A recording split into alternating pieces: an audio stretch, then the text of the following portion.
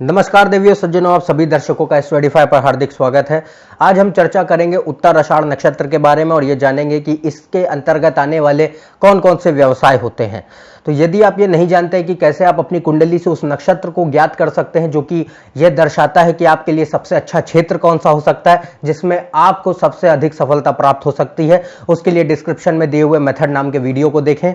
उस वीडियो को आप टॉप राइट कॉर्नर में कार्ड सेक्शन में भी देख सकते हैं। तो यदि आपकी कुंडली में उत्तर आषाढ़ नक्षत्र उन महत्वपूर्ण नक्षत्रों में से एक है जो कि यह दर्शा रहा है कि आपका क्षेत्र सबसे अच्छा कौन सा हो सकता है जिसमें आप सबसे अधिक सफलता प्राप्त कर सकते हैं, तो जानते हैं इससे जुड़े हुए सारे व्यवसायों के बारे में। इस नक्षत्र का जो स्वामी ग्रह है वो है सूर्य और यह नक्षत्र स्थित होता है दो भिन्न भिन्न राशियों में। पहली राशि होती है धनु राशि और दूसरी है मकर। इसलिए इस नक्षत्र के अंतर्गत आने वाले जितने भी व्यवसाय होते हैं उनमें आपको सम्मिलित गुण मिलते हैं सूर्य के, धनु राशि के, मकर राशि के और इन दोनों के स्वामी ग्रह जो कि हैं बृहस्पति और शनि। तो सबसे पहले यदि हम देखें तो जितने भी सरकारी विभागों से जुड़े हुए कार्य हैं वो इस नक्षत्र से देखे जाते हैं। जो लोग भी सरकारी सेवाओं में हैं, प्रशासनिक सेवाओं में हैं, वो इस नक्षत्र से देखे जाते हैं, क्योंकि सूर्य, बृहस्पति और शनि और दोनों ही ये राशियां मकर और धनु ये दर्शाते हैं सरकार को, दोनों दर्शाते हैं प्रशासन को। तो जो लोग भी सत्ता में हैं, जो लोग प्रशासन में हैं, जो लोग सरकार में हैं, वो इस नक्षत्र से देखे जाते हैं। और ये तीनों ही ग्रह सबसे महत्वपूर्ण होते हैं किसी भी व्यक्ति के व्यवसाय को दर्शाने के लिए। किसी भी कुंडली में ज्योतिष शास्त्र में ये तीनों ग्रह सबसे महत्वपूर्ण माने गए हैं किसी भी व्यक्ति के व्यवसाय के लिए। किसी भी व्यक्ति के व्यवसाय को निर्धारित करते हैं तीनों ग्रह, इसलिए इन तीनों ग्रह का बहुत ज़्यादा प्रभाव है इस नक्षत्र पे। इसलिए ये नक्षत्र सबसे पहले दर्शाता है सरकारी सेवाओं को, प्रशासनिक सेवाओं को। फिर इस नक्षत्र के अंतर्गत आने वाले जो व्यवसाय होते हैं वो जुड़े होते हैं राजनीति से। जो व्यक्ति राजनीतिज्ञ हैं, नेता हैं, मंत्री हैं, वो इस नक्षत्र से देखे जाते हैं। प्रबंधक हैं किसी भी संस्था के, वो इस नक्षत्र से देखे जाते हैं। फिर जो न्यायिक सेवाओं में जुड़े हुए लोग हैं वो इस नक्षत्र के अंतर्गत आते हैं, क्योंकि बृहस्पति और शनि और धनु राशि और मकर राशि ये चारों ही दर्शाते हैं न्यायिक सेवा को। जो लोग भी जुडिशियल सर्विसेज में हैं, न्यायपालिका में हैं, वकालत करते हैं, वकील हैं, वो इस नक्षत्र से देखे जाते हैं, क्योंकि ये सारे ये जो ग्रह इसको सबसे ज़्यादा प्रभाव दे रहे हैं इस नक्षत्र पे, वो तीनों ही और ये दोनों राशियां ये सब मिल करके सबसे ज़्यादा दर्शाते हैं न्यायिक सेवा को।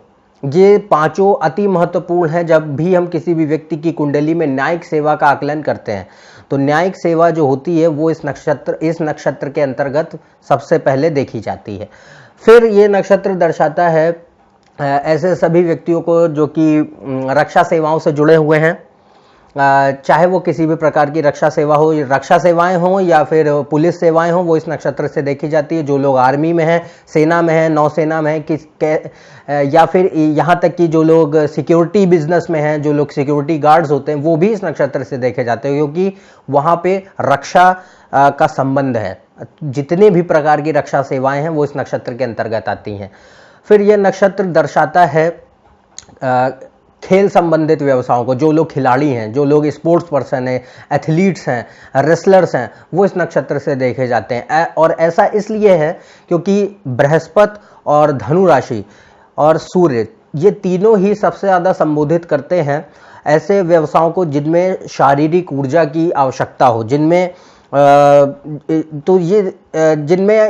ये ऐसी चीज़ की आवश्यकता हो जिसमें आपको भाग दौड़ करने में आसानी हो सके।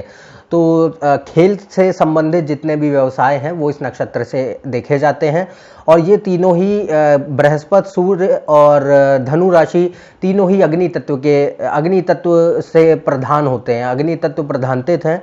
इसलिए वो सबसे पहले दर्शाते हैं आपके बॉडी के अंदर की आपके शारीरिक ऊर्जा को, आपके अंदर कितनी शक्ति है, कितनी क्षमता है, कितनी स्ट्रेंथ है। और जितनी ज़्यादा फिजिकल स्ट्रेंथ होगी, जितनी ज़्यादा शारीरिक शक्ति होगी, उतना अच्छा आप खेल में प्रदर्शन कर सकते हैं। इसलिए जितने भी खिलाड़ी वर्ग के अंतर्गत आने वाले जितने भी खिलाड़ी हैं वो इस नक्षत्र से देखे जाते हैं।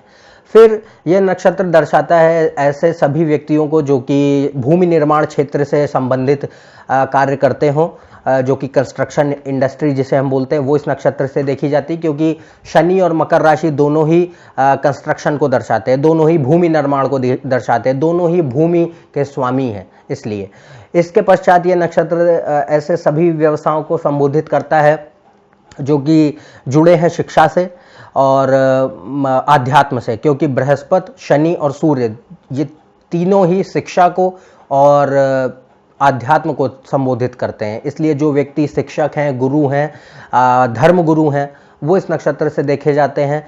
यहाँ तक कि जो ज्योतिष शास्त्री हैं या सलाहकार हैं, काउंसलर्स जिसे हम कहें, या मनोवैज्ञानिक हैं, वो इस नक्षत्र से देखे जाते हैं।